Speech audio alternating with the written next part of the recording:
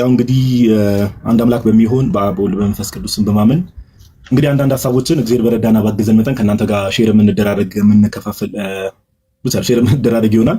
ያው የዛሬ ቶፒካችን በዋናነት የተወሰኑ ደቂቃዎች ለተወሰኑ ደቂቃዎች ሀሳብ የምንሰጠው ከምን አንጻር ነው? ሉተር ያው እንግዲህ የሪፎርሜሽን ሲባል ወይ ደግሞ የፕሮቴስታንቲዝም እንቅስቃሴ ሲባል ሁሌ መጀመሪያ የሚመጣው ሁሉም ሰው ጭንቅላት ላይ የሚመጣው ሰው ማነው? ሉተር ነው። እንደምታውቁት ማርቲን ሉተር ይባላል። ያው ማርቲን ሉተር ሲባል ማርቲን ሉተር ኪንግ እያልን አይደለም። አንዳንድ ሰዎች ከሱ ጋር ስለሚቀላቀሉት ያው ማርቲን ሉተር ኪንግ በአሜሪካ የጥቁሮች መብት ተሟጋች ነው። ላይክ 19 ምናምን ዓመተ ምህረት ላይ የነበረ ነው። ማርቲን ሉተር ግን ጀርመናዊ ሰው ነው፣ ጀርመናዊ ግለሰብ ነውና ስለሱ አንዳንድ ነገር እነግራቸዋለሁ። ብዙ ፕሮቴስታንቶች ያው ስለ ማርቲን ሉተር ሲነገር በፕሮቴስታንቱ ዓለም ላይ በጣም ከመጠን በላይ እሱን እንደ ቅዱስ አድርጎ የመሳል ነገር እንመለከታለን። ኦኬ እንደ ቅዱስ አድርጎ በቃ ከእግዚአብሔር ብዙ ፕሮቴስታንቶች ሲጀምር የሚያምኑት ምንድነው? መገለጡ ከእግዚአብሔር ነው። በተለይ ለነዚህ ለአምስቱ ሶላ ትምህርቶች አሉ አይደለ? ሶላ ፊዴ ወይ ደግሞ ፌዝ አለው የምንለው እምነት ብቻ የምንለው ማለት ነው። እምነት ብቻ፣ መጽሐፍ ቅዱስ ብቻ፣ እምነት ብቻ፣ መጽሐፍ ቅዱስ ብቻ፣ ጸጋ ብቻ፣ ከዛ በኋላ ክርስቶስ ብቻ፣ ክብር ለእግዚአብሔር ብቻ። እነዚህ አምስቱ ሶሎዎች ማለት ነው። ከምን አንጻር ነው የሚለውን ነገር ሌላ ጊዜ በሰፊው አምስቱ ሶሎዎች ምን ማለት ናቸው የሚለውን ነገር ለምን እንደምንቃወማቸው በላይቭ ሴሽን ሰፋ ባለ ላይቭ ሴሽን እንመጣለን እና ለእነዚህ ትምህርቶች መሰረት የሆነ ሰው ነው ሉተር። ሉተር ምን ነበር ጆርኒው ከተባለ ያው ካቶሊክ ቤተክርስቲያን ውስጥ የነበረ ሰው እንደምታውቁት ካቶሊክ ነበረ። ሲያድግም ካቶሊክ ሆኖ ነው ያደገው። በኋላ ላይ ግን ያው እንደምታውቁት ከካቶሊክ ቤተክርስቲያን የወጣ ሰው ነው፣ የወጣ ግለሰብ ነው። ሉተር ከካቶሊክ ቤተክርስቲያን በወጣበት ሰዓት ላይ ካቶሊክ ቤተክርስቲያን ውስጥ ችግር ነበር። ኦፍ ኮርስ ነበር፣ ችግሮች ነበሩ፣ ልክ ያልሆኑ አሰራሮች ነበሩ። ይህ ምንም ዲና የሚደረግ ነገር አይደለም። ነገር ግን እነዛን ችግሮች መቃወም አድርጎ ነው የጀመረው። ሉተር ሲጀምር እነዛን ችግሮች የመቃወም አድርጎ ጀመረ። ነገር ግን በኋላ ግን የራሱን ትምህርቶች በቤተክርስቲያን ታሪክ ውስጥ የማይታወቁ አዳዲስ ትምህርቶችን ይዞ መጣ። በተለይ ከሁሉም በላይ ደግሞ መጥፎና አስከፊ የሚባለው ትምህርት ሉተር ካመጣቸው ትምህርቶች ውስጥ ምንድነው? መጽሐፍ ቅዱስ ብቻ ወይ ደግሞ ሶላ ስክሪፕቹራ የምንለው ማለት ነው። ይሄ ማለት ምን ማለት ነው? ቅዱስ ትውፊት አያስፈልግም ወደ ማለት የሚሄድ ነገር። ኦኬ ማንም ሰው መጽሐፍ ቅዱስን አንብቦ በራሱ መረዳት ይችላል ወደሚል የሚያደርሰውን ትምህርት መጽሐፍ ቅዱስ ብቻ የሚለውን ትምህርት ይዞ መጥቷል። እሺ እየተሰማችሁ ነው? ግን አምናሹር ይሰማ ዝም ብዬ ቆይሽ ኮመንት ነው ላድርገው። ለማንኛውም ለክፉ ይሰማል ጋይስ?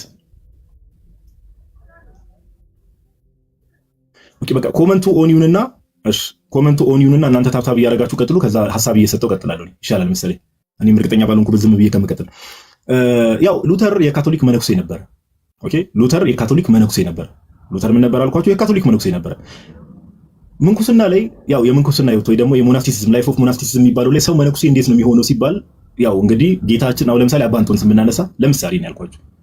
ለምሳሌ አባ አንጦንስን ብናነሳ ወይ ደግሞ ሴንት አንቶኒ ብናነሳ ያው የመነኮሳት አባት የሚባለው በቤተክርስቲያን ውስጥ ቅዳሴ ላይ ኦኬ ወንጌል ሲነበብ ይሰማና ስለኔ ብሎ አባቱን፣ እናቱን፣ ወንድሙን፣ እህቱን የተወ 100 እጥፍ በመንግስተ ሰማያት ይቀበላል የሚለውን ዓለምን ስለመናቅ የሚነገረውን ነገር ያንን ወንጌል ሰምቶ ነው ምን ያደረገው የመነኮሰው ለምሳሌ አልኳችሁ አባ አንጦንስ ለምሳሌ። ስለዚህ ምንኩስና ከስር መሰረቱ ምንድነው? ጌታን ከመውደድና ዓለምን ከመጥላት የሚመጣ ነገር ነው። ምን አልኳችሁ? ጌታን ከመውደድና ዓለምን ከመጥላት ነው ሰው ወደ ምንኩስና ህይወት የሚገባው። ሉተር ግን እንዴት ነው የመነኮሰው ሲባል ከዚህ በፊት ሜቢ ያልነበራችሁ ሰዎች በፊት ላይ አንድ መጽሐፍ አለ። ይሄ መጽሐፍ ኦኬ ሉተር የሚል አንድ መጽሐፍ አለ። አንድ ወዳጄ ነው ላይክ በእርግጥ ማርኬት ላይ ምናምን ነገር አይገኝም። ህትመቱ ራሱ በጣም የቆየ ነው እንደምትመለከቱት እና አንድ መጽሐፍ አለ።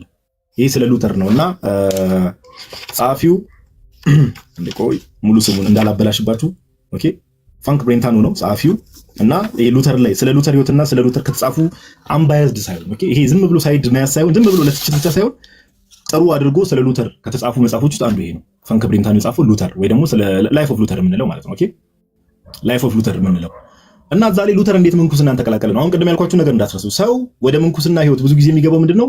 ዓለምን ንቆ ዓለምን ጠልቶ እግዚአብሔር ፍቅር ስቦት ነው። ኦኬ አንዳንድ ሰዎች ደግሞ መገለጥን ያገኛሉ። ለምሳሌ ከእግዚአብሔር ጥሪ የሚቀርብላቸው ሰዎች አሉ። ኦኬ ጥሪ የሚቀርብላቸው ሰዎች አሉ። አይ ቲንክ ኮሜንት ላጥፋ መሰለኝ። አንተ ሰው ዝም ብዬ ሳይ ትመቸኛለህ ምናምን የሚሉ ኮሜንቶች እያየሁ ነውና ይሄ ደግሞ ትምህርቱ አም ጀስት ፕሌይንግ እሺ ኖርማል ነው። ስቀልድ ነው አታምሩት ምናምን ነገር እና ዓለምን ንቆ የእግዚአብሔር ፍቅር ነው ሰውን ወደ ምንኩስና የሚወስደው። አንዳንድ ሰዎች ደግሞ በስፔሻል ሪቨሌሽን ደግሞ እግዚአብሔር የሚጠራቸው ሰዎች አሉ። እግዚአብሔር ሪስትሪክት አናደርገውም ግዴታ በዚህ በኩል ካልሆነ ብለን ኦኬ። ሉተር ግን እንዴት ነበረ ከተባለ እዚሁ ዘሮርቱ እዚሁ መጽሐፍ ላይ የፍራንክ ብሬንታኖ ምን የሚል ሐሳብ ያስቀምጣል። ሉተር ይሄ ስለ እግዚአብሔር የነበረው ነገር በጣም እግዚአብሔርን ሲያስብ ስለ እግዚአብሔር የነበረው ምልከታ አሁን ባለንበት ዓለም ላይ ዩሮፒያን ጋድ የሚባል ነገር አለ ወይ ደግሞ ይሄ ዌስተርን ዓለም ወይ ደግሞ ዩሮፒያንስ አውሮፓውያን አሉ አይደል? ስለ እግዚአብሔር ያላቸው ምልከታ አሉ። አውሮፓያን ወይ ደግሞ ዩሮፒያን ስለ እግዚአብሔር ያላቸው ምልከታ እንዴት ነው? የሆነ ትልቅ ዱላ ይዞ በዙፋኑ የተቀመጠ ሰው አድርገው ነው ማንን የሚስሉት? እግዚአብሔር አምላክ የሚስሉት። ሉተርም እንደዚህ አይነት ማይንድ ሴት ነበረው። ኦኬ he looked upon God as a master armed with a stick. ኦኬ an executioner በቃ የሆነ ህግን ለማስፈጸም ወይ ደግሞ የሆነ ፍርድ ለማስፈጸም ዱላ ነገር ስቲክ ማለት አርጩሜ በሉት ዱላ በሉት እሱን ይዞ በዙፋኑ የተቀመጠ አድርጎ ነበር እግዚአብሔርን የሚያስቡ። ኦኬ ገና ከስር መሰረቱ ስለ እግዚአብሔር ያለውን መረዳት እንድታውቁ ነው እየነገርኳችሁ። እግዚአብሔርን ገና ፈራጅ ብቻ እንደው ዱላ ይዞ አርጩሜ ይዞ ቁጭ ያለ ሰው አድርገን ካሰብን ከእግዚአብሔር ፍቅር ይልቅ ሞሮፍ የእግዚአብሔር ቁጣ አስፈርቶ ነው የምንንቀሳቀሰው። ኦኬ ይሄ ደግሞ ትክክለኛውን የእግዚአብሔር ጸጋ እንዳናገኝ ያገደናል ማለት ነው። እና ሉተር ላምብላችሁ እንግሊዝኛው ላምብላችሁና ተረጉምላችሁ ነው this condition of nervous tension was increased። እና አንድ ነገር ሳልነግራችሁ ያለፍኩት ምንድነው እንደዛ ማሰቡ ብቻ ሳይሆን and willingly he betaught him of the school master who used to beat him 15 times a day when he was a boy። ሉተር ህፃን እያለ ተማሪ በነበረበት ሰዓት ላይ አንድ አስተማሪ ነበረው። በቀን ኦልሞስት አስቸጋሪ ልጅ ነው ባህሪው። በቀን ኦልሞስት 15 ጊዜ ይገረፍ ነበር። በቀን በአንድ ቀን ውስጥ 15 ጊዜ ይገረፍ ነበር። እና ሉተር ስለ እግዚአብሔር የነበረው ምልከታ እግዚአብሔርን ሲያስብ ያ ህፃን እያደገ በነበረበት ሰዓት ላይ ያ ትምህርት ቤት የሚገርፈውን አስተማሪ እሱን አስተማሪ ነበር የሚያስታውሰው። ይሄን በአንደበቱ የተናገረው ባይዘው ሉተር ነው። ያን አስተማሪ ያስታውሰኝ ነበረ እግዚአብሔር አምላክ። ኦኬ እና የተለያዩ ምልከታዎች ነበሩ። ኦኬ ነርቨስ ዲፕሬሽን ነበረበት during which he suffered agonies and which were followed by a state of super exaltation. This condition of nervous tension was increased one day by the news of sudden demise of one of his best friends. በጣም ዲፕሬሽን ነበረበት፣ ጭንቀት ነበረበት። ይሄ ጭንቀት ደግሞ የበለጠ መቼ ይጨምርበታል? አንድ ጓደኛው የቅርብ ጓደኛው ኦኬ ቤስት ፍሬንዱ ይሞትበታል። የሉተር ቤስት ፍሬንድ የቅርብ ጓደኛው ይሞትበታል። የበለጠ ቴንሽኑ አላል ጭንቀት ይጨምራል። ኦፍ ኮርስ የቅርብ ሰው ሲሞትብን እንደዛ ነው የምንሆነው። ኦኬ who died a violent death according to one account having been killed with a sword። ከዛ ብቻ ጓደኛው ይሞትበታል። አንዳንዶቹ በመብረቅ ነው የሞተው ይላሉ፣ አንዳንዶቹ ደግሞ በቢላ ታርዶ ነው የሞተው ይላሉ። ብቻ የሉተር ጓደኛ ሞተ። ጁላይ 2 1505 ዓመተ ምህረት ላይ ኦኬ ሉተር was returning to Erfurt from Mansfield where he had been to visit his family. He was near the village of Sotterheim when the sky became overcast and threatening. ኦኬ ቤተሰቦቹን ጎብኝቶ ሲመለስ ኦኬ ሉተር ማለት ወደ ኤርፈርት ሲመለስ ሰማይ ጠቁራል። ከዛ በኋላ መብረቅ ይመጣል። ኦኬ መብረቅ ይመጣል። ልክ መብረቁ ሲወድቅ ምን ብሎ ሉተር ጮኸ ይላል?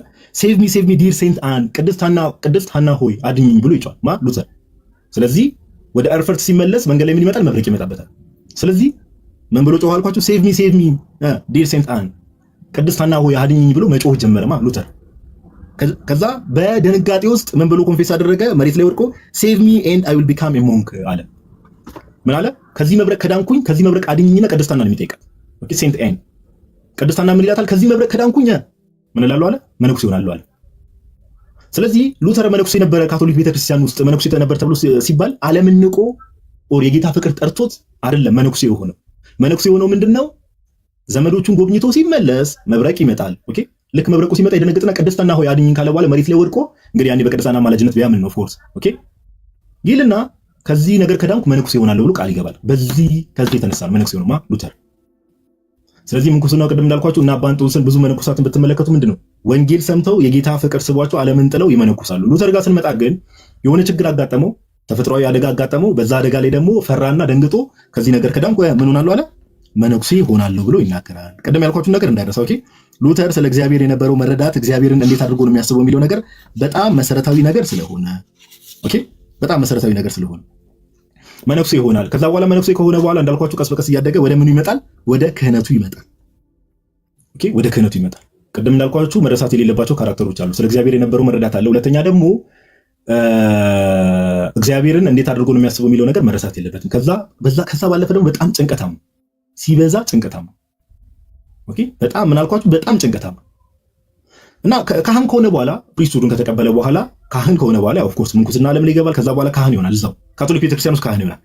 ካህን ከሆነ በኋላ የመጀመሪያ ኦኬ ቅዳሴው ላይ ማለት ነው ኦኬ ሊተርጂ ወይ ደግሞ የጌታን ስጋና ደም ሊያቀብል በሚልበት ሰዓት ላይ ምን ይል ነበር? እዛው አልታሩ ወይ ደግሞ የጌታ ስጋና ደም መሰዊያ ቦታው ላይ አላል አልታሩ ቦታ ላይ በዙሪያዎቹ አብረውት እዛው መቅደስ ውስጥ ያሉት ሰዎች እያገለገሉ ምን እያለ ይጮህ ነበር? እኔ በጣም ፈርቻለሁ፣ አይ አም አፍሬድ እያለ ይጮህ ነበር። ኦኬ ካራክተሩ እንደተረዱት ነው ይሄን ነገር የምነግራችሁ። ኦኬ አሁን ለምሳሌ አባቶቻችን ካህናት ቤተ መቅደስ ውስጥ ካህናት ሄዳችሁ ቤተ መቅደስ ውስጥ ብትመለከቱ የጌታን ስጋና ደም ይፈትታሉ አይደል? ኦፍ ኮርስ ሉተርን በዛ ቦታ አድርጋችሁ አስቡትና በካቶሊክ ቤተክርስቲያን ውስጥ ምን እያለ ይጮህ ነበር? I am afraid I murmured almost aloud. His prior who was standing by him was obliged to force him to continue. Come, he said. Go on. When I said my first mass, declared Luther, I almost died. Okay, ሞቼ ነበረ የመጀመሪያ when I said my first mass ማለት ያው ሊተርጂ ወይ ደግሞ ቅዳሴ እንደምንለው ማለት ነው። ኦኬ ሞቼ ነበር I almost died ብሎ ይናገራል። ስለዚህ ካራክተሩን ተረዱት። ላይክ የመጀመሪያ ላይ ቅዳሴው ላይ ሲሄድ የጌታን ስጋና ደም ሊያቀብል በሚሄድበት ሰዓት ላይ በዚህ ደረጃ እፈራለሁ፣ በጣም ቴንሽን አለበት፣ በጣም ጭንቀት አለበት እና ኦልሞስት ሞቼ ነበር አለ። ምን ላይ? የመጀመሪያ ማሱ ላይ። ኦኬ የመጀመሪያ ማስ ላይ። ከዛ ባለፈ አንዳንድ ሀሳቦችን ያነበብኩላችሁ ሊድ በኋላ ላይ እመጣለሁ። ላይክ በጣም አሁን ካራክተሩን ጭንቅላታችሁ ላይ እየሳላችሁት ሂዱና በኋላ ላይ ደግሞ ላይክ በጣም የተናገራቸው ከባባድ ነገሮች ምናምን ደግሞ ወደዛ እመጣላችኋለሁ። ኦኬ አብዱ ዛት በኋላ ላይ እሺ።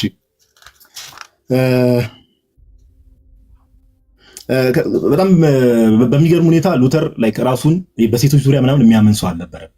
ኦኬ ለምሳሌ እዚህ መጽሐፍ ላይ የፍራንክ ብሬንታኖ መጽሐፍ ላይ እንደምታውቁት ያው ካህናት ኑዛዜ ይቀበላሉ አይደለ?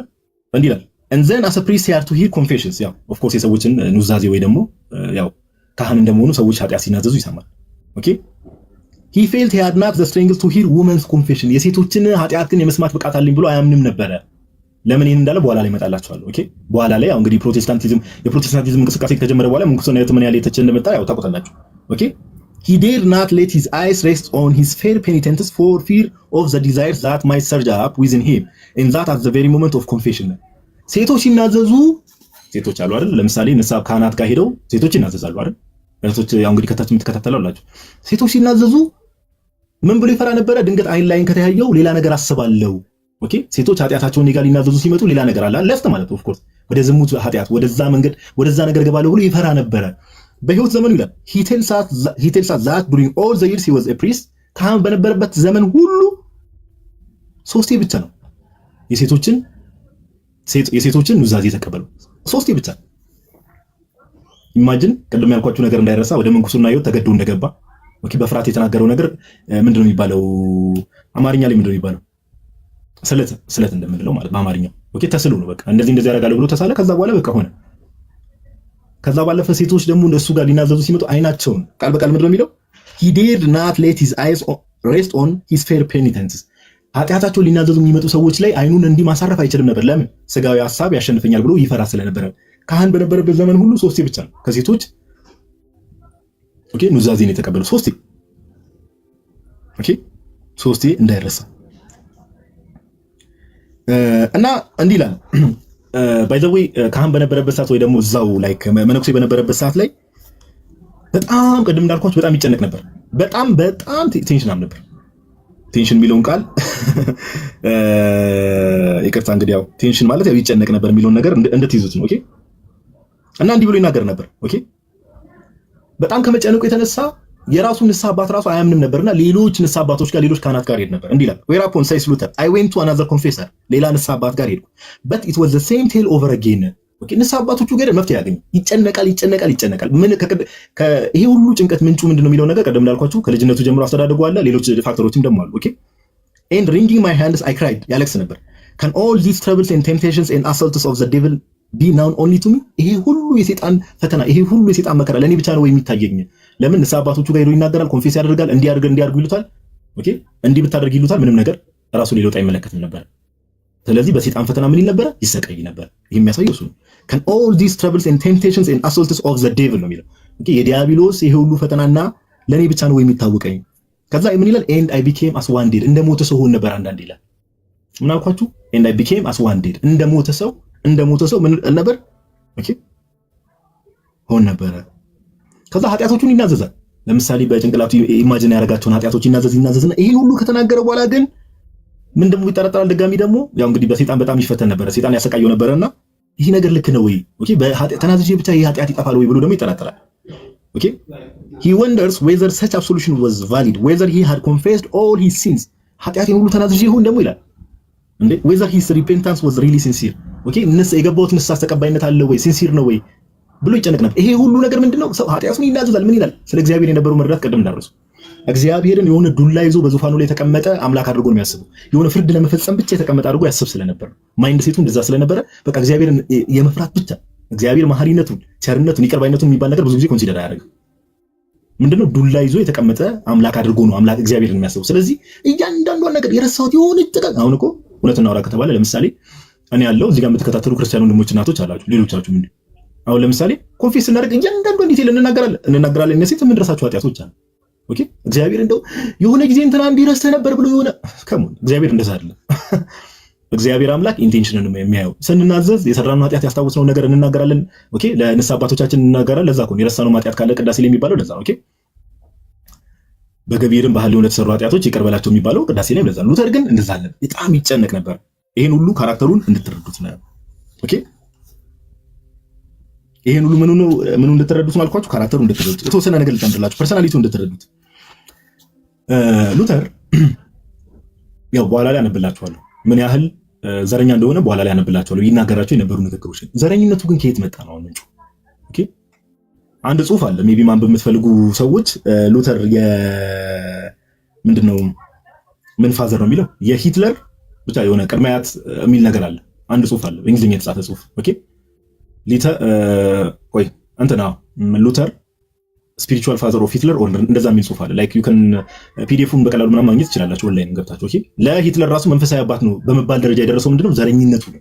ኦኬ ዘረኝነቱ በኋላም ነግራችኋለሁ። ዘረኝነቱ ባይዘው ይሄ ጀርመናዊ ነው ዜግነቱ እንዳልኳችሁ። ጀርመናዊነቱን ተጠቅሞ ይሄ ሪፎርሜሽን እግዚአብሔር የመራው የታደሰው እንቅስቃሴ ነው የሚባለው ነገር ራሱ ምን ያህል እሱ ብሔሩን ተጠቅሞ ይሄን ነገር እንዳቀጣጠለ በኋላ ነግራችኋለሁ።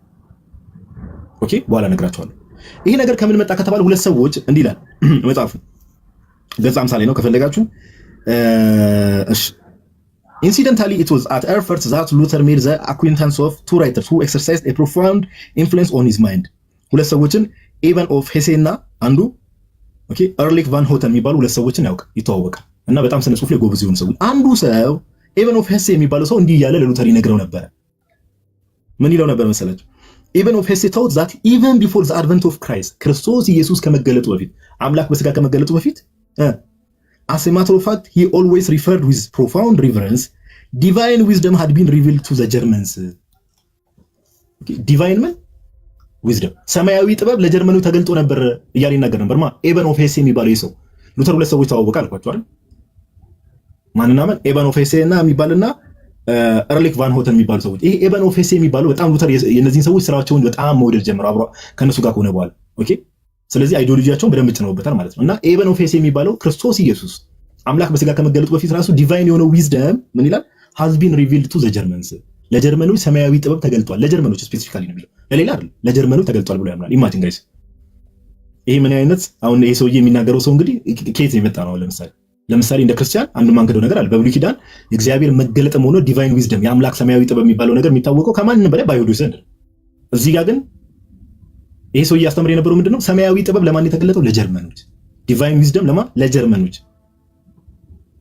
ሉተር እንደዚህ አይነት ማይንድ ሴትም ይሄንንም በኋላ ደግሞ የዘረኝነቱን ማቀንቀን ደግሞ ከምን እንደመነጨ እንድትረዱት ይሄን ነገር ሊነገርኳቸው ያሉት። ኦኬ ዲቫይን ዊዝደም ከማን ነው ይላል? ከጀርመኖች ነው የመነጨ ይል ነበር። ኦኬ እሺ ያው ሉተር ከዛ በኋላ ያው ምንኩስናውን እንትን ካለ በኋላ ያው ቴዎሎጂ ትምህርት ቤት የሚገባና ቴዎሎጂ ይማራል። ኦፍ ኮርስ ጎበዝ ነበር፣ ምንም የማይካደው በጊዜው ጎበዝ ነበር። ያው እንዳልኳችሁ ፖዚቲቭ ነገሮች ነበሩት፣ ያው ኔጌቲቭ ነገሮችን ደግሞ በዛው ልክ አሉት። ዋናው ፖይንት ቅድም እንዳልኳችሁ እንጂ ሙሉ ለሙሉ መጥፎ ሰው ነው የምንለው አይደል። ሙሉ ለሙሉ ግን ንግግሮቹ ከባባድ ንግግሮች ነበሩት። ምን ንግግሮች አልኳችሁ? ከባባድ ንግግሮች ነበሩት። ኦኬ ከባባድ ንግግሮች ነበሩት እና እንዲህ እያለ ለምሳሌ እንዲህ ይላል አፍተር ዚስ ገጽ 53 ላይ he did not hesitate to take a high hand with all the theologians and the scholastics who had preceded him when he found them in disagreement with his manner of interpreting the scriptures. መጽሐፍ ቅዱስን ከሱ በፊት የነበሩ ቴዎሎጂያኖች አሉ። እነዛ ቴዎሎጂያኖች እሱ መጽሐፍ ቅዱስን የሚተረጉምበትን መንገድ ከእርሱ ጋር ካልተስማሙ ምን እያለ ይሰድባቸው ነበር? they are donkeys. ኦኬ a herd of swine እያለ ይሰድባቸው ነበር። ምን አህዮች ናቸው ይላቸው ነበር። a herd of swine ማለት ምንድን ነው የሚባለው? አሳማ። እነዚህ አህዮች፣ እነዚህ አሳሞች እያለ ይሰድባቸው ነበር። እነዚህ ቴዎሎጂያኖች እንግዲህ እሱ የሚማርበት እዛ ሊማርበት በሄደበት ዩኒቨርሲቲ ነው እንግዲህ ጋይስ እነዚህ አህዮች፣ እነዚህ አሳሞች እያለ ይሰድባቸው የነበረው ምንድነው? ለምሳሌ ቀለል ያለ እንድትረዱት ታሳቡ ምሳሌ ልስጣችሁ። እኔ መጽሐፍ ቅዱስ ላይ ለምሳሌ ዮሐንስ ወንጌል ምዕራፍ 3 ቁጥር 5 ሰው ከውሃና ከመንፈስ ካልተወለደ በስተቀር እግዚአብሔር መንግስት አይወርስም የሚለውን ውሃና መንፈስ የሚለውን ይሄ ስለ ጥምቀት ነው የሚያወራው። ኦኬ ስለ ውሃ ጥምቀት ነው የሚያወራው ስል ሉተር ሌላ ሐሳብ ቢኖረው እኔ ምን እያለኝ ነው? አህያ እያለኝ ነው። ከዛ ባለፈስ ምንድነው አሳማ ብሎ ይሳደባል። እርሱ መጽሐፍ ቅዱስን በተረዳበት መንገድ ላተረዱ ሰዎችን ኦር የሚቃወሙ ሰዎችን እንደዚህ እያለ ይሳደብ ነበር፣ ለዚያውም ቴዎሎጂያኖችን። ይሄም ደግሞ ካራክተሩ እንድትረዱት ነው፣ ምን አይነት ማይንድ ሴት እንደነበር ወይ ምን አይነት ማይንድ ሴት እንደነበር። እሺ እዚሁ ላይ አንድ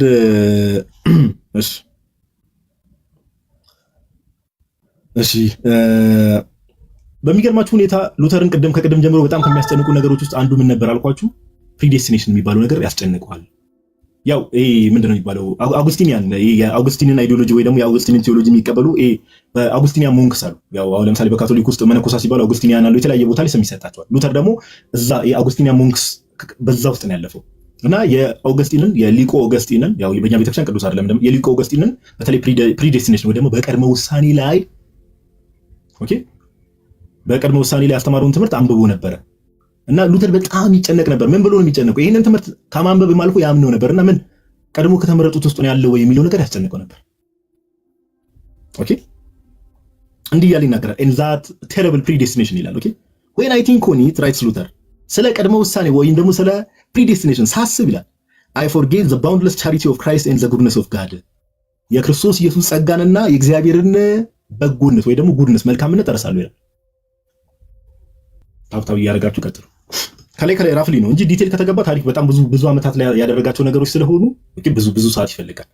ከዛ እንደዚህ ይላል in that terrible predestination ገጽ 54 ላይ ታገኙታላችሁ። ኦኬ that terrible predestination ማለት ያ በቃ ይሄ ያ ቅድመ ውሳኔ ይላልና ስለ ቅድመ ውሳኔ ሳስብ ይላል when I think on it writes Luther I forget the boundless charity of Christ and the goodness of God የክርስቶስ ኢየሱስን ጸጋ ረሳለሁ የእግዚአብሔርን መልካምነት ረሳለሁ ይልና ምን ይላል and I look upon God as no better than a scoundrel ስለ እግዚአብሔር ሳስብ እግዚአብሔር እንደምንመለከተው አለ ስካውንድረል ማለት ቅሌታም እንደማለት ነው ሊትራሊ can you imagine scoundrel literally ጋድን ኢንሰልት የማድረግ ነገር ኦኬ ፕሪዲስቲኔሽን እምነቱን ተቀብሏል እኔ ተመርጫለሁ አልተመረጥኩም እያለ ይጨነቅ ነበር ይሄንን ነገር ከተቀበለ በኋላ ደግሞ ስለ እግዚአብሔር ሳስብ እግዚአብሔርን ከቅሌታም በተሻለ አላየውም ኦኬ ልክ ስለ ቀድሞ ውሳኔ ሳስብ ምን ስል በቃ መጥፎ ነገሮች ብላስፈሚዎች ጭንቅላቴ ላይ ይመጣሉ ስለ እግዚአብሔር መጥፎ ነገሮችን አስባለሁ ይላል can you imagine መገለጥ ያገኘው ሰው ምን አለ I look upon God as no better than a scoundrel ከቅሌታም ሰው በተሻለ እግዚአብሔርን አልመለከተውም ኦኬ ያው እንግዲህ እንደዚህ ነገር ስሰማ እኛም ጆሮአችንን እንትን እንዳይለን ጠንቀቅ ማለት ያስፈልጋል ኦኬ እና ራሱን ደግሞ በጣም ቦስት በማድረግ ነው ሉተር እንደምታውቁት ሌላው ካራክተሩ ስለ እግዚአብሔር የተናገራቸው ነገሮች ምናምን ስለ ዘረኝነቱ በደንብ ቃል በቃል አነብላችኋለሁ ራፍሊ ነው አሁን እየነገርኳችሁ ካራክተር ምን አይነት ካራክተር እንደነበረው ጀስት ጭንቅላታችሁ ላይ እንደስሉ ራሱ ምን እያለ ይጠራ ነበር ማን ኦፍ ጋድ እያለ ይጠራ ነበር አሁን በዚህ ዘመን እንዳሉ ነቢያት ማን ኦፍ ጋድ እያለ ይጠራ ነበር የእግዚአብሔር ሰው ነኝ እና ምን ብሎ ይጠራ ነበር ኦኬ he called to be a shining light to the light in the church ኦኬ ቤተክርስቲያን እንድታበራ የተጠራው ብርሃን እኔ ነኝ እያለ ይናገር ነበር ስለራሱ ምን አልኳችሁ ቤተክርስቲያን እንድታበራ ወይ ቤተክርስቲያንን ለማብራት የተጠራው ብርሃን እኔ ነኝ እያለ ስለራሱ ይናገር ነበር ቅዱስ ጳውሎስ መጽሐፍ ቅዱስ ላይ ስንመለከት ሐዋርያቱን ባህሪያት በኋላ መጨረሻ ላይ በንጽጽር አስቀምጥላችኋል ሐዋርያቱን ስንመለከት ቅዱስ ጳውሎስ ሶስተኛ ሰማይ ድረስ የተነጠቀው ቅዱስ ጳውሎስ ምን እያለ ነው ራሱን ከሁሉም በላይ ለማንስ እያለ ነው የሚናገር የጌታ ተከታዮች ወይም ደግሞ የጌታ ደቀ መዝሙር መሆኑ አንዱ መገለጫ መታበይ የሚባል ነገር የለባቸውም ትክክለኛ የጌታ ተከታዮች ትክክለኛ የጌታ ደቀ መዛሙርት ሉተር ግን ምን ይል ነበር ስለ እግዚአብሔር የተናገረው ነገር እዚህ ጋር ነግሬያቸዋለሁ የእግዚአብሔር ሰው ነኝ ቤተክርስቲያን እንድታበራ የተጠራው ብርሃን እኔ ነኝ እያለ ስለራሱ ምን ይል ነበር ቦስት ያደርግ ነበር ኦኬ እሺ ሌትስ ፕሮሲድ እና ምን እያለ ይናገር ነበር ስለ ትምህርት ሲናገር ደግሞ ኦኬ ስለ ትምህርት ሲናገር አንዴ ቆይ እሺ አንዴ እሺ እንዲህ እያለ ይናገር ነበር እሱ ስለሚያስተምሩ ትምህርት እንዲህ እያለ ይናገር ነበር በተጨማሪ ኦኬ እንዲህ ይል ነበር he confessed that he was not only unshakable he was absolutely immovably certain that his doctrine ተረዳው ትምህርት ወይ ደግሞ እኔ ያስተማርኩት ዶክትሪን ወይም ደግሞ ትምህርት ሙሉ እውነትን ነው ከዛም አልፎ ባይዘው ቃል በቃል ምን ይላል እንደውም እዚሁ ከዚህ ጋር ያይዤ ምን ላንብብላችሁ መንፈስ ቅዱስ ነው በእኔ ውስጥ እንዲህ ይላል let them treat me as a heretic who imagines that my attitude towards the Church of Christ and the Holy Scriptures is not Catholic, guided by my conscience.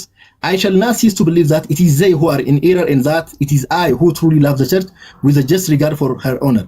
I am in the hand of the Lord. It is he who forced me to formulate my thesis ይላል። እነዚህ 95 ቴሲሶችን ያኔ ሲለጥፍ ዊተንበርግ ላይ ሲለጥፍ እነዚህ ነገሮችን እንድለጥፍ ያደረገኝ እግዚአብሔር አምላክ ነው። ኦኬ በመንፈስ ቅዱስ ምሪት ነው ያደረግኩት። እኔ ያስተማርኩት ትምህርት በሙሉ ኦኬ እኔ ያስተማርኩት ትምህርት በሙሉ ሙሉ እውነትን ነው ወይ ደግሞ ሙሉ ዶክትሪን ነው እያለ ይናገር ነበረ ማልኳችሁ ሉተር። እንግዲህ መታበይ በደንብ እንድትመለከቱ ምን ያህል በራሱ ይታበይ የነበረ ሰው እንደሆነ ኦኬ ባይዘው ከዛም አልፎ እንደው አንድ ተጨማሪ ፋክት ልንገራችሁና በተለይ አባቶችን ሲዘረጥጥ በተለይ እነ ቅዱስ ዮሐንስ አፈወርቅን እንዴት እንደሚዘረጥጣቸው ባይዘው you have no idea guys እንዴት እንደሚሰድባቸው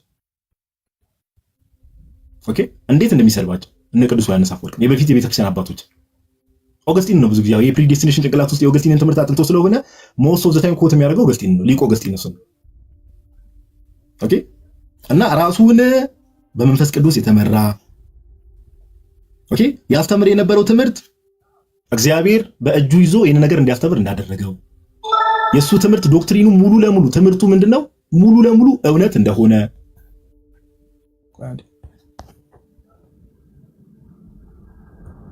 እና እነዚህ ነገሮችን ይናገር ነበር ማልኳችሁ ሉተር ኦኬ ስለዚህ አሁን እነዚህ ነገሮችን በካራክተር ደረጃ ከነገርኳችሁ በኋላ አንዴ ቆይ አሁን ካራክተሩን ያዙና የተናገራቸው አስደናቂ ንግግር የሚባሉትን ደግሞ ነግራችኋለሁ ኦኬ